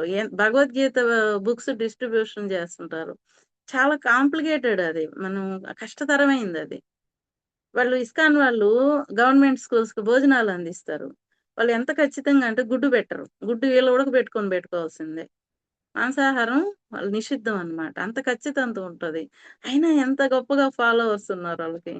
నేనొక మేడం జూసాను. Girls high school madam. పెద్ద హై స్కూల్ అది. మామూలుగా ఓ పెద్ద ఇన్‌స్టిట్యూట్ నడిపేవాళ్ళు ఒకరు చికాకుగా ఉంటారు. ఆమె చాలా ప్రశాంతంగా నవ్వుతూనే ఉన్నారు. ఆమెను పరిచయం చేసుకొని మాట్లాడితే ఎంత అద్భుతంగా జెప్పారో. 4 క్లాసుదంట. వాళ్ళ వేషధారణ ఇవన్నీ గూడా ఏదో సినిమాలో గూడా బ్రహ్మానందం వాళ్ళ కూతుర్ని ఒక ఆఫ్రికన్ పెళ్లి చేసుకుంటే, అప్పుడు చెప్తాడు, "ఈ కృష్ణ ఇంత మాయ చేసావెందుకయ్యా? ఆఫ్రికాలో ఒక ఇస్కాన్ సెంటర్ పెట్టమంటే పెట్టనా? దీనికోసం నా కూతుర్ని, వాడిని కలపాలా?" అంటాడు. ఏదో సినిమా ఉంటుందది గుర్తులేదు. చాలా బావుంటుంది. అలాగ ఆయన ప్రపంచవ్యాప్తంగా పాపులర్ అయిపోయున్నాడాయన. ఇక్కడ మనం ఓ స్టోరీ చెప్పుకుందాం మాస్టర్స్. 'సాక్షి గోపాలం.' ఆయన ఎంత ప్రజాదరణ పొందుతాడు. ఎందుకు పొందుతాడు అంటే, ఆయన భక్తులకి సులభంగా దొరికేస్తాడాయన. ఒకసారి బృందావనంకి ఆంధ్రప్రదేశ్ నుండి ఒక బ్రాహ్మణుడెళ్తారు. ఎళ్తే ఏమవుతుందంటే, ఆయన తిరగంగా అక్కడికెళ్ళేసరికి కొంచెం అస్వస్థత ఏర్పడతది. ఈ ఆంధ్రప్రదేశ్ నుంచి ఎళ్ళినటువంటి ఒక అబ్బాయి ఆయనకి మార్గమధ్యంలో పరిచయం అవుతాడు. పరిచయం అయిన తర్వాత ఆ అబ్బాయి ఏం చేస్తాడు, ఆయనకి సేవలు చేసి స్వస్థత చేకూరుస్తాడు. ఆయన "నీకేమైనా కోరుకో, నేను ధనవంతుడిని, ఏదో కొంత ఇస్తానంటే" "నాకేమొద్దు. మీలాంటి గురువుల ద్వారా నేను ఎంతో కొంత జ్ఞానం నేర్చుకున్నాను. నాకేమొద్దంటాడు." అబ్బాయి పాపం చాలా ప్యూర్ అన్నమాట. Pure mind. ఈయనెంత బతిమలాడినా ఆయనేమంటాడు లాస్ట్‌కి, "నువ్వేమిచ్చినా వద్దంటున్నావు. నా కూతుర్నిచ్చి పెళ్లి చేస్తా. ఎందుకంటే నువ్వు చాలా గొప్ప గుణవంతుడివి." అయ్యయ్యో! ఆ అమ్మాయిని నేను చూడలేదు. నన్ను ఆ అమ్మాయి చూడలేదు. నేను పేదవాడిని. మీకన్నా విద్యలో తక్కువ వాడిని, ధనంలో తక్కువ వాడిని. మాటిచ్చేస్తున్నావేంది అని చెప్పి బాధపడతాడతను. ఆహా! కాదు ఇచ్చేస్తాను. నా కుటుంబం నన్నేం కాదనదు అనేసరికి అక్కడే ఈ కృష్ణ పరమాత్మ మనవడు వజ్రనాభుడు 2 గుళ్ళు కట్టుంటాడు. సాక్షి గోపాల్ ఒకటి, మదన్ గోపాల్ ఒకటి. ఆ సాక్షి గోపాల్ దగ్గర కూర్చొని మాట్లాడుకుంటుంటారీళ్ళు. మాట్లాడుకుంటుంటే అటైతే "ఇదిగో ఈ స్వామి సాక్షిగా నేను చెప్తున్నా నా కూతుర్నిచ్చి పెళ్లి చేసేస్తా" అంటాడు. "అవునా! ఈ స్వామి సాక్షిగా చెప్తున్నావా నువ్వు" అంటే, "అవును" అంటారు. జరిగిపోద్ది. ఇంక ఇంటికొచ్చేస్తారు. ఇంటికొచ్చిన తర్వాత ఆళ్ళు ఒప్పుకోరు. కొడుకులు వాళ్ళు ఒప్పుకోరు. వాడు పేదవాడికి మా అమ్మాయిని ఎట్టిస్తాం? నువ్వు మర్చిపోయానను, ఇంకా ధనం ఇచ్చో ఏదో సక్క చేసుకో. మా అమ్మాయిని మాత్రం ఇవ్వమంటారు. ఇంకా అబ్బాయిని పిలిచి మధ్యస్థం పెడితే, "మీరు భగవంతుడి దగ్గర సాక్ష్యం చెప్పారండి. నేను ఒప్పుకోనంటాడు." ఆ! భగవంతుడేందయ్యా సాక్ష్యం ఇచ్చేది? అది రాయి అన్నట్టు మాట్లాడతారు. కాదు నేను బోయి తీసుకొస్తాను అంటే, ఇంక అక్కడ ఉండేవాళ్ళందరూ నవ్వుతారు గొల్లని. అవునా! అటైతే తీసుకురాబో, తీసుకొస్తే చేస్తాం బో అని వెటకారంగా అంటారు. అది గూడా అబ్బాయి స్వీకరిస్తాడు. వెళ్ళి 100 రోజులు నడుస్తాడంటండి. ఆంధ్రప్రదేశ్ నుంచి బృందావనం అంటే కదా! వెళ్లి నడిచి అక్కడికెళ్ళి అప్పుడు చెప్తాడు. ఇదిగో పాపం పెద్దాయన చాలా లోపల పైకి అంటున్నాడు గానీ, ధనం తీసుకో అది ఇది అని. లోపల చాలా బాధపడుతున్నాడు నీ మీద భక్తితో. నువ్వొచ్చి సాక్ష్యం చెప్పు అన్నాడంట. అదేందయ్యా! విగ్రహం ఏడన్నా నడిసొస్తదా అంటే, "నువ్వు మాట్లాడుతుండేదా? రా! ఆ పెద్దాయన నీ మీద పెట్టుకున్నటువంటి నమ్మకాన్ని వమ్ము చేయకు రా" అన్నాడంట. అతని ఆ ప్యూరిటీకి సరేనని చెప్పి అయితే 2 కండిషన్‌లు పెట్టాడంట పరమాత్మ. ఏమని అంటే, నాకు 1 కేజీ రైసు పొద్దున, సాయంకాలం హాఫ్ కేజీ రైస్ నాకు నైవేద్యం పెట్టాలి. ఎందుకంటే విగ్రహం అనేది ఆహారం స్వీకరిస్తుంది. తర్వాత నాకు వెనక్కి తిరిగి చూడకూడదు. వెనక్కి తిరిగి చూడకపోతే నువ్వెట్టో వస్తున్నావని తెలుస్తుందంటే, నా గజ్జెల సౌండొస్తది. అదే నీకు గుర్తు అన్నాడంట. సరే అని ఒప్పుకున్నాడు. మధ్యలో ద ప్రసాదం చేసి పెడుతున్నాడు. ఈయన తింటున్నాడు. ఆ అబ్బాయి గజ్జెల సౌండ్ ఇంటూ వచ్చేస్తున్నాడనమాట. వచ్చేస్తూ ఉంటే ఇంక ఎంట్రన్స్‌కొచ్చారు. ఊరి చివరకొచ్చారు. అప్పుడు ఆ అబ్బాయికి అనుమానం వచ్చిందంట. ఇన్ని రోజులు దర్శించలేదు ఈయన నడిసొస్తుంటే చూద్దాము అయినా ఎంట్రన్స్‌కొచ్చాడు గదా! ఆగిపోతాడు అంతే గదా! ఆగిపోతానన్నాడు ఎనక్కి తిరిగి చూస్తే. ఈడ వరకు వాళ్ళొస్తారులే అనుకోని తిరిగి చూస్తే నవ్వుకొని, "నీ సంశయం నాకర్థమైందిలే. నేనెక్కడికి పోను. వాళ్ళని తీసుకురాపో" అన్నాడంట. ఇంక వాళ్ళొచ్చి పొంగిపోయారంట అతని భక్తికి. పరమాత్మ కాళ్ళ మీద పడిపోయి, "స్వామి నువ్వొచ్చావా" అని. అప్పుడు ఆ విగ్రహమే సాక్ష్యం జెప్పిందంట. ఓకే అని. వాళ్ళందరూ ఇంకా కదలడు గదా! ఆయన. అక్కడే ఉండిపోయాడు. అమ్మాయినిచ్చి పెళ్లి జేశారు. రాజొచ్చి సేవించుకొని పెద్ద గుడి కట్టేసాడు. తర్వాత పురుషోత్తమరాజు ఆంధ్రప్రదేశ్‌ని దండెత్తినప్పుడు ఏమైందంటే, ఆయన ఆ విగ్రహాన్ని తీసుకొని పూరీకెళ్ళిపోయారంట. అంటే ఇప్పుడు ఆహ్, బృందావనంలో ఉత్సవ విగ్రహాలే ఉంటాయంట అక్కడ. ఈ సాక్షి గోపాల్ ఉండే దగ్గర. సాక్షి గోపాల్ విగ్రహం ఇక్కడికొచ్చేసింది గదా! ఇక పూరీకెళ్లారు. పూరి జగన్నాథ్ దగ్గర పెట్టేసరికి ఈయనకి, ఆయనకి సెట్ అవ్వదు. ఎందుకంటే ఈయన మధురకు సంబంధించినాయన. పూరి జగన్నాథ్. ఆయన బృందావనానికి సంబంధించినాయన. ఈయనుంటే ఆయనవన్నీ గుర్తుకొస్తాయి ఆ కాలం నాటివన్నీ. అందుకని "వద్దొద్దు తీసుకెళ్ళండి. దూరంగా పెట్టండి" అన్నాడంట జగన్నాథ స్వామి కల్లో కనిపిచ్చి. అందుకని పూరి నుంచి 2 కిలోమీటర్ల దూరంలో ఆయనకి గుడి కట్టారనమాట. ఒకసారి ఏమైందంటే రాణి వచ్చి ఆమె వజ్రపు ముక్కు పుడకుంటుందంట. ఆ! ఆమేం మొక్కునిందో అది ఇస్తే బాగున్ను అనుకునిందంట. తీరా ఈయనకి ముక్కుకి రంధ్రం లేదు గదా! అనుకునిందంట.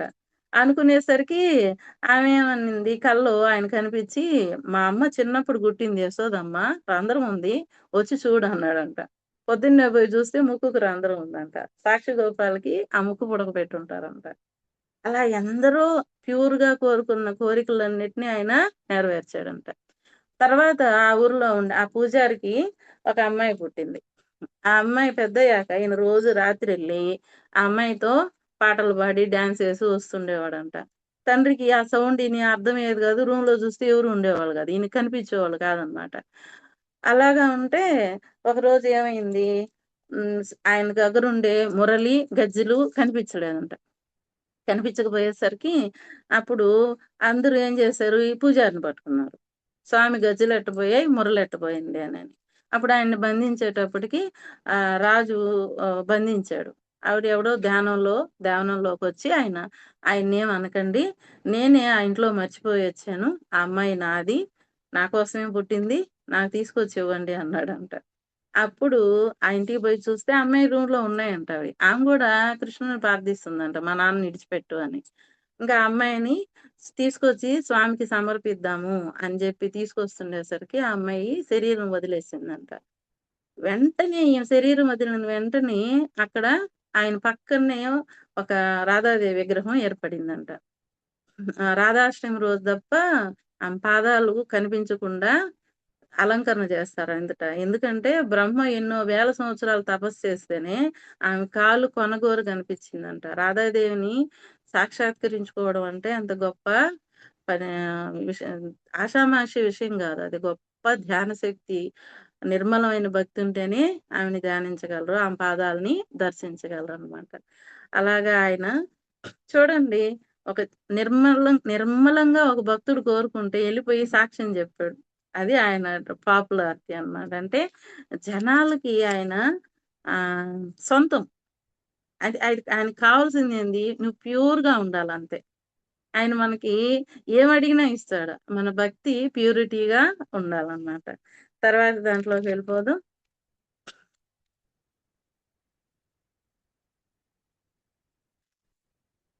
సాధు సమాత్రయ. 45వ మనం. పార్షియాలిటీ ఆఫ్ డివోటీస్ భక్తుల పక్షం. ఈయనెవరి పక్షం ఉంటాడు? రాజుల పక్షము, ఎవరి పక్షం ఉండడు. భక్తుల పక్షమే ఉంటాడు.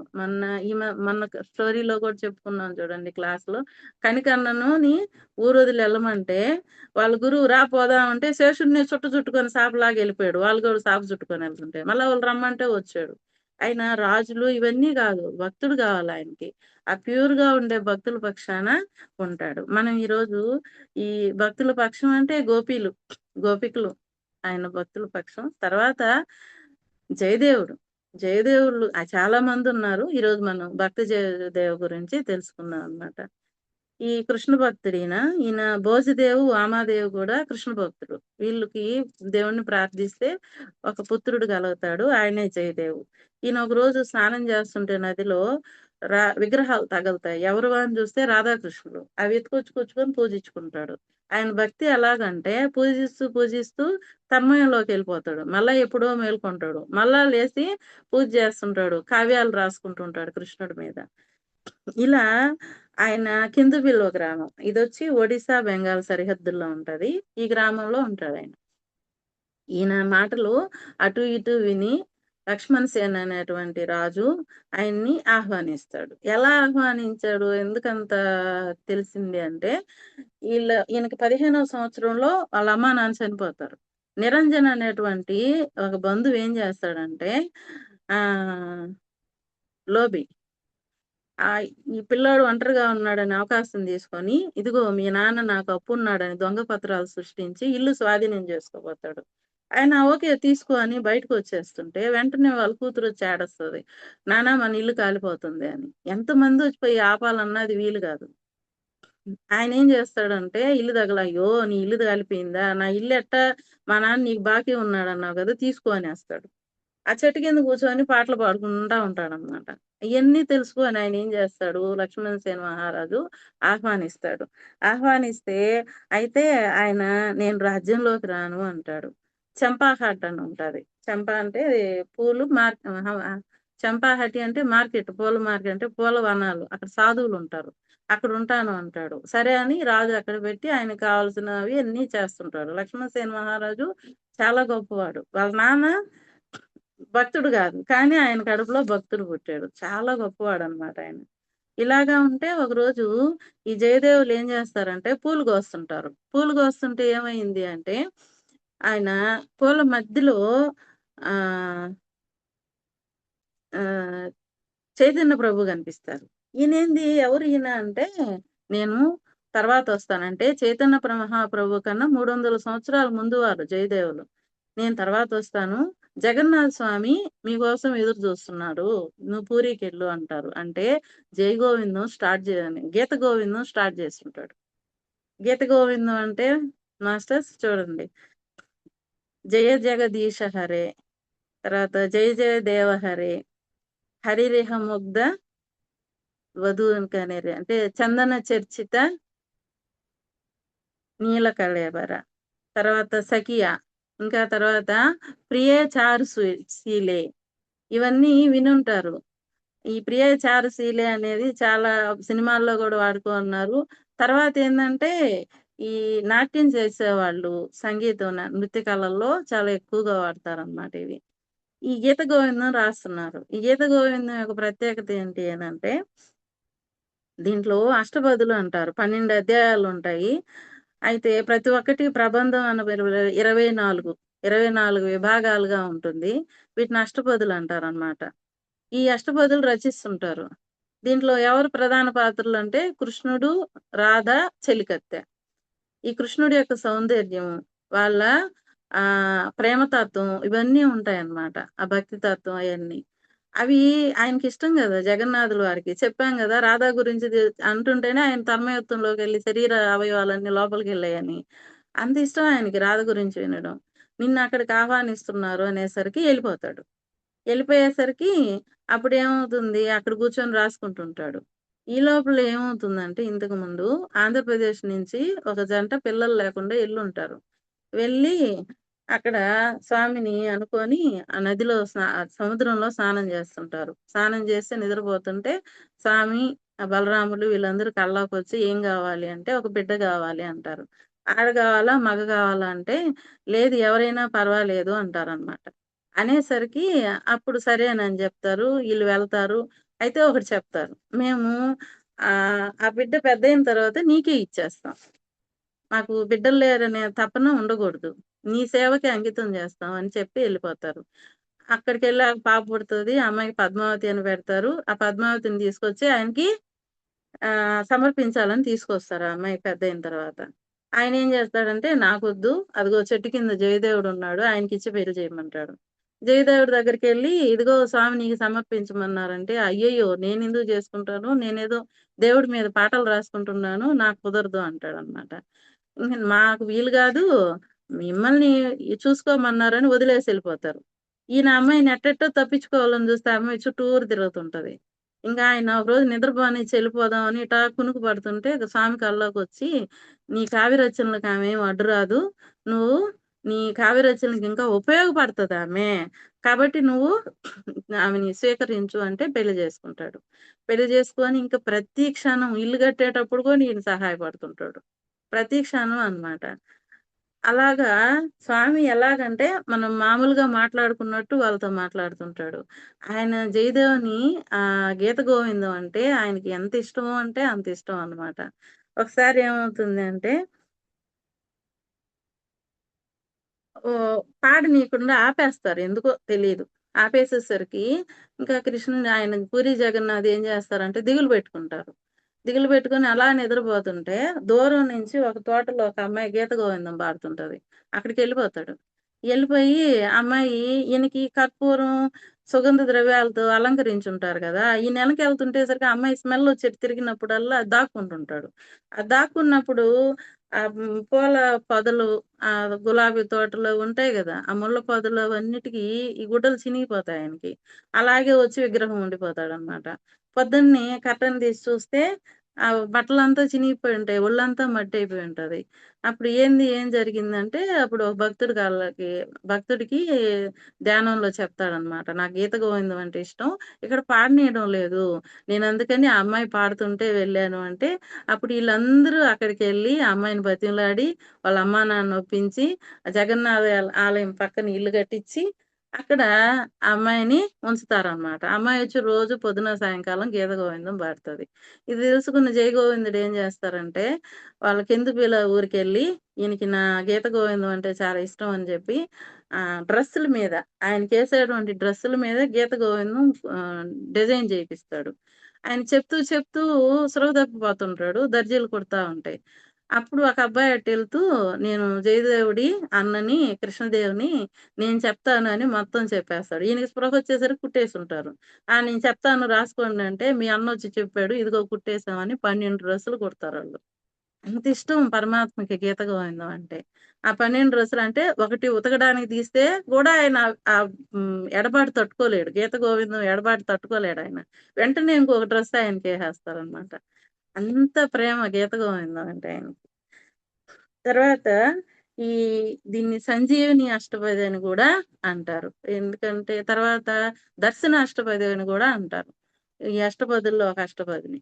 ఈయన భార్య ఉంటుంది గదా! ఈయన భార్యని ఆమె ఒకసారి ఏం చేస్తుందంటే రాణి లక్ష్మణ్ సేన్ మహారాజు ఆశ్రమంలో ఉంటారు. ఆశ్రయంలో. ఎందుకుంటారు అంటే వాళ్ళు ఆహ్, ఈయన్ని ఒకసారి నగలు అవన్నీ ఇచ్చి పంపిస్తుంటే ఈ దొంగలు ఆయన్ని కొట్టేసేసి, బావిలో పడేసి నగలు ఎత్తుకెళ్ళిపోతారు. లక్ష్మణ్ సేన్ మహారాజు కొద్ది రోజులకెళ్ళిన తర్వాత ఆయన చేతులు అయి ఆహ్, తెగేసున్నా గానీ గీత గోవిందం పాడుకుంటా ఉంటాడనమాట. అప్పుడు తీసుకొచ్చి మహారాజుని తన ఇంట్లో ఉంచుకొని సేవలు చేస్తుంటాడు. పద్మావతి గూడా అక్కడుంటది. పద్మావతికి రాణి ఫ్రెండవుతది.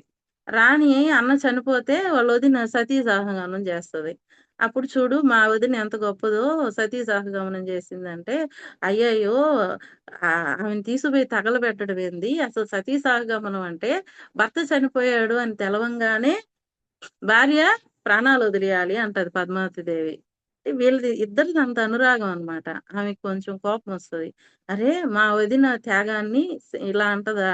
అని జెప్పి ఈయన లక్ష్మణ్ సేన్ మహారాజు, ఈ జయదేవులు వారు అడవికెళ్ళుంటారు.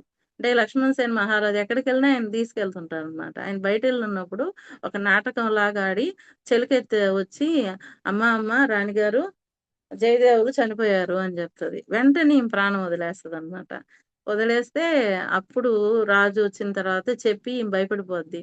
భయపడిపోతే అప్పుడు జయదేవులంటారు. ఆమెనేమి అనొద్దు అని జెప్పి ఈయన అష్టపదుల్లోనే ఒకటి పాడతాడనమాట. అప్పుడు ఆమె లేసి కూర్చుంటది. ఇంకా ఒకటేంటంటే ఈ ఈ ఎంత గొప్ప ఆమె అంటే ఆమె చాలా గొప్ప ఆమె జయదేవులు గారి భార్య. ఒకసారి ఈయన ఒకటి రాస్తాడు. రాసి దాంట్లో రాసేటప్పుడు అష్టపది స్మరగరళ ఖండనం మమ శిరసి మనదానం దేహి పద పల్లవ ముదారం అని రాస్తాడు. అంటే నీ నీ పాదం నా తలపై ఉంచు. నా శిరస్సులో ఉండేటువంటి ఆ మదనుడు జయించబడతాడు అని అర్థం వస్తదనమాట. రాసిన తర్వాత అయ్యో! స్వామి నెత్తినేంది రాధమ్మ పాదాలు ఉంచేదని జెప్పి ఆయన నదికెళ్ళిపోతాడు అది నచ్చక. ఎళ్ళిపోయి స్నానానికెళ్ళిపోతే వెంటనే ఈయన ఆయన వేషంలో వస్తాడు. మామూలుగా ఏందంటే నదికెళ్తాడు, స్వామి గుర్తుకొస్తాడు, ఆడ సృదప్పి పడతాడు. మళ్ళా అట్ట 2, 3 గంటలకు గాని రాడు జయదేవుడు. ఆయన వెంటనే వస్తాడు. ఈమె అడుగుతది "ఏమొచ్చావంటే" "ఏం లేదు అది రాయాలి" అని చెప్పి గబగబా పోయి రాసేసి "అన్నం పెట్టు" అని తింటాడు. తినేసిన తర్వాత ఈమెకలవాటు ఆయన తిన్నా విస్తర్లో తినడం. ఎళ్ళిపోతాడు. ఈమె తింటుంటది. అప్పుడు అసలు జయదేవులొస్తారనమాట. వచ్చి ఏమంటాడంటే "అరెరే! ఏంది ఈరోజు కొత్తగా ఉందే" అంటే "భలే వాళ్ళే మీరొచ్చారు గదా ఇందాక లోపలికెళ్తిరి, రాస్తిరి, తింటిరి అందుకని నేను తింటున్నానంటాడు. అమ్మో! రాసారా అనంగానే పోయి చూస్తే ఈయనైతే కొట్టేసున్నాడో రాయకూడదని ఆయన అదే రాసెళ్ళుంటాడు. అంటే అంత ఇష్టం. ఆయన దర్శిస్తాడనమాట. ఇప్పుడు అన్నమాచార్యులు వారు గూడా కొన్ని కీర్తనలు తెల్లవారదేమో స్వామి, జగడపు చనువుల జాజర ఇవన్నీ గూడా ఆయన దర్శించాడు. హృద్యంగా రాసాడు. అట్లా ఈయన దర్శించి రాస్తుంటాడు వాళ్ళ లీలలన్నీ. అందుకని ఈయనకి చాలా ఇష్టం. ఈ రాణి గారు ఈమెని ఇబ్బంది పెట్టినప్పుడు గూడా ఈ అష్టపది పాడినప్పుడే ఆమె లేస్తదనమాట. అందుకే ఆయన ఆ పద్మావతి పేరును గూడా చేర్చుంటాడు లాస్ట్‌లో కొన్నిట్లో అష్టపదుల్లో భార్య పేరుని. అంటే ఈయన రాస్తే ఆమె డాన్స్ ఏస్తుంటదంట. అంత గొప్పగా ప్రచారం చేశారు వాళ్ళు గీత గోవిందని, కృష్ణ లీలల్ని. ఇలా ఆయనవి చాలా ఉన్నాయి. మనకి టైం సరిపోదు.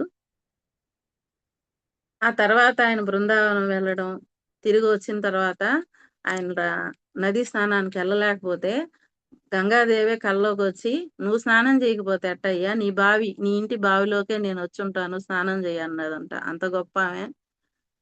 అంత గొప్పాయన ఆయన. వాళ్ళ భార్యాభర్తలిద్దరు. అలాగే కంచి అమ్మవారు గూడా ఒకసారి పిలిచి, "మీరిద్దరొచ్చి నువ్వు పాడు" కంచి అమ్మ మీనాక్షి అమ్మవారు. సారీ. మీనాక్షి అమ్మవారు గూడా పిలిచారంట. "మీరొచ్చి నాట్యం జేయండి. మీరు పాడండి. మీ భార్య నాట్యం జేస్తుంటే చూడాలి" అని. అంత గొప్పది గీత గోవిందం.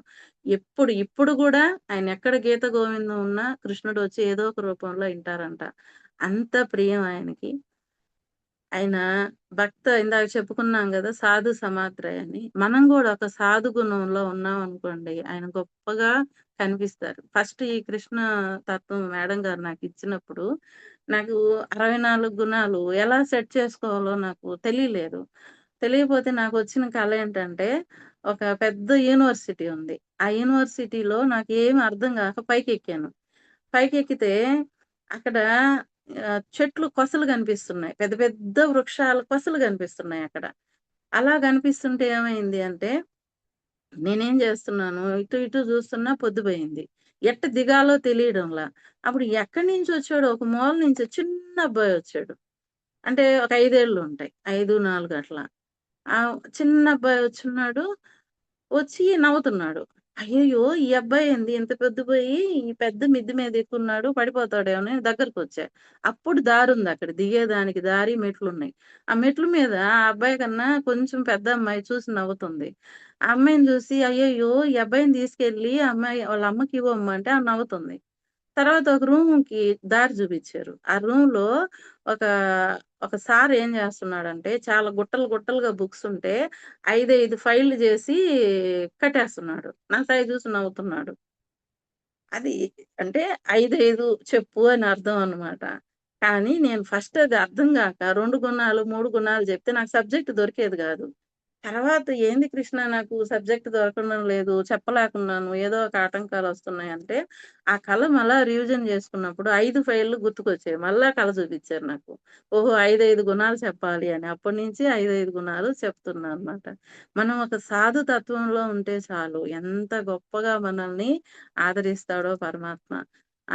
గీత గోవిందం వినండి. ఘంటసాల గారు వారు పాడారు. 'మేఘ సందేశం' సినిమాలో గూడా ఈ గీత గోవిందం ఉంది. చందన చర్చిత అయితే సుశీలమ్మ వారు అద్భుతంగా పాడారు. మనోహరంగుంటాయి. కానీ పెద్దవాళ్ళు ఏం జేత్తారంటే, అపర భక్తి అది. కాబట్టి ఉంటే దశావతారం ఉండేటువంటి అష్టపది ఉంటది. అదొక్కటి అర్థం వినాలి గానీ, మిగతావి గొప్ప సాధువులు మాత్రమే అర్థాలని వినగలరు. అది అత్యంత రమణీయమైన భక్తి అని చెప్తారు. వినొచ్చు, పాడొచ్చు. కానీ అర్థాలైతే మాత్రం ఆహ్ దశావతారాలు మాత్రమే తెలుసుకోవాలంట. ఇంకా చాలా ఉన్నాయి మాస్టర్స్. ఒకరోజు చెప్పుకోవచ్చు. మేడం గారు నాకు పర్మిషన్ ఇస్తే జయదేవుల అష్టపదులు ఒక క్లాస్ చెప్తాను. అంత గొప్పవి చాలా స్టోరీస్ ఉన్నాయి. చాలా మధురంగా కూడా ఉంటాయి. ఇంకొక భయమేందంటే ఈరోజు నాకు అసలు చిన్నది కూడా మిస్ చేస్తే ఒప్పుకోడంట ఆయన. దేహి పద కమలముదారం అంటే అరిచేతులు నా నీ పాదాలు నా అరిచేతిలో పెట్టు అనేటువంటిది ఒకటి స్కిప్ చేసి పాడితే ప్రజలు అర్థం చేసుకుంటారో చేసుకోరో అని ఆయన ఒక ముసలివాడి రూపంలో వచ్చి నువ్వు తప్పు చేసావు నాకు సరిగా పాడలేదని కోపడ్డారంట. అప్పుడు చెప్పాడంట జయదేవులు. ఆయన్ని దండించబోతే బుక్స్ గూడా నదిలో ఇసిరేస్తే గంగాదేవి ఎదురుగా ఇట్లా మళ్ళా ప్రవాహం ఎదురుగా వచ్చి ఆయనకిచ్చిందంట జయదేవులకి. అంతగా చిన్నది మిస్ చేసినా ఆయన ఒప్పుకోరంట. నేను పరమాత్మకి హృదయపూర్వకంగా క్షమాపణలు చెప్పుకుంటున్నాను. ఎందుకంటే ఇక్కడ నేనంతా చెప్పలేను. పరమాత్మ దయతో గురువులు ఆశీర్వదిస్తే నేను ఒక 2, 3 పాటలుగా ఈ జయదేవుల అష్టపది చెప్పుకుంటాననుకోని మీకు మనవి చేసుకుంటున్నా. పరమాత్మకు గూడా మనవి చేసుకుంటున్నా. ఎందుకంటే చిన్నది మిస్ చేసినా ఆయనకిష్టం ఉండదంట. తర్వాత 46 గుణంకెళ్ళిపోదాం మాస్టర్స్. నారీగణ మనోహరి. అంటే ఆయన మహిళలందరికీ చాలా ఆకర్షణీయంగా ఉంటాడంట. అంటే అట్రాక్టివ్. దీనికి అర్థం తెలుసుకున్నాం. బాహ్యార్థం గాదు. అసలర్థం తెలుసుకున్నాం. ఇది రాసలీల. రాసలీలలో ఎంతోమంది ఆయనతో ఐక్యమైపోతారు. అంటే భక్తి రసంలో పండిన వారు భగవంతునితోని అనుభూతిని చెందడమే రాసలీల. గోవులు రాసలీల జరిపారు. గోపికలు రాసలీల జరిపారు. చెట్లు, పుట్టలు, జంతువులన్నీ పరమాత్మతో రాసలీల జరిపి ఐక్యమైపోయాయన్నమాట. మనం సామాన్యంగా అనుకునేటువంటి పదం గాదు రాసలీల అంటే.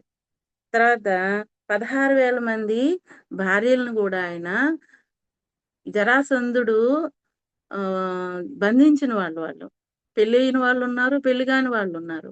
అయినా గాని ఏం చేశాడాయన వాళ్ళందరినీ వాళ్ళ కోరిక మేరకు ఆయన విడిపిస్తే ఇంకెవరయ్యా మమ్మల్ని ఆదరించేవాళ్ళు? నువ్వే చేసుకో అంటే వాళ్ళకి భర్తగా ఉన్నాడు. వాళ్ళకి కావాల్సినటువంటి వృత్తి పనులు గూడా వాళ్ళకిష్టమైనవి నేర్పించాడంట. అంత బాగా చూసుకున్నాడు. అంటే నారీ జనాన్ని ఇంక అంత బాగా ఉద్ధరించిన వాళ్ళెవరుంటారు?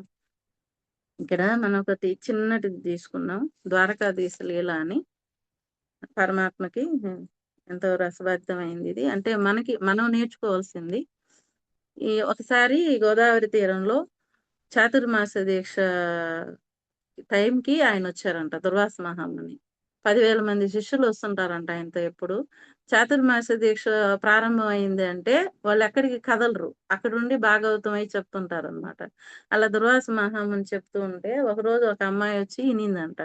ఇనేటప్పుడు ఆ రోజు ఏం చెప్పారంటే భాగవతం సకల రోగాలకి ఔషధం అన్నారంట. ఆ అమ్మాయి వచ్చి ఆయన కాళ్ళ మీద పడిపోయింది.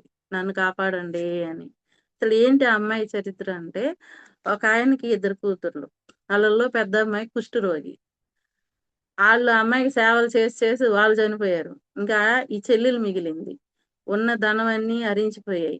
ఆ అమ్మాయి నుంచొచ్చే వాసన ఈ అమ్మాయి తట్టుకోలేకుంది. అక్కని విడిపించుకోలేదు, భరించలేదు. బోరని ఏడ్చేసిందంట. కాళ్ళు కడిగేసిందంట ఆమె కన్నీళ్ళతో. ఆయన కరిగిపోయి ఇంటికెళ్ళాడంట. ఇంటికెళ్ళి ఆమెను చూడంగానే ఆమె గత జన్మ గుర్తుకొచ్చిందంట. గుర్తుకొచ్చి, "అమ్మా! నువ్వు పోయిన జన్మలో కోడల్ని నానా హింసలు పెట్టి అది భయంకరమైన హింస. అన్నం బెట్టదు. కఠినమైన శిక్షలేస్తది. కొడుక్కి జెప్పి కొట్టిస్తది. ఇలా లాస్ట్‌కి రోకలతో కొట్టి చంపేసిందంట కోడల్ని. అంత హింస పెట్టి చంపావు. తర్వాత ఊళ్ళో వాళ్ళందరికి తగువులు పెట్టేసేదంట. ఎవ్వరిని కాపురాలు చేయనిచ్చేది కాదంట. తర్వాత కుదువ వ్యాపారం. తినే కంచాలతో సహా కుదువ వ్యాపారం జేసి అందరిని హింసించి డబ్బు సంపాదించావు. ఆ తర్వాత చనిపోయావు. యమలోకంలో బాధలన్నీ అనుభవించి ఒక 10% రుణశేషం ఉంటే ఇప్పుడొచ్చావు. అది నీ గత జన్మ అని చెప్పంగానే వాళ్ళు బోరున ఏడ్చారంట. మమ్మల్ని ఎలాగైనా రక్షించు అంటే, ద్వారకాధీశుడిని వెళ్ళి అక్కడ నదిలో స్నానం జేసి, ద్వారకాధీశుడిని దర్శించి, నీవు భాగవతాన్ని ఇను. అప్పుడు నీ పాపం పోతది అన్నారంట. అనంగానే ఏమైంది అంటే, మేమేడెళ్తామయ్యా ఈమెను తీసుకొని అని ఆమె ఏడ్చిందంట.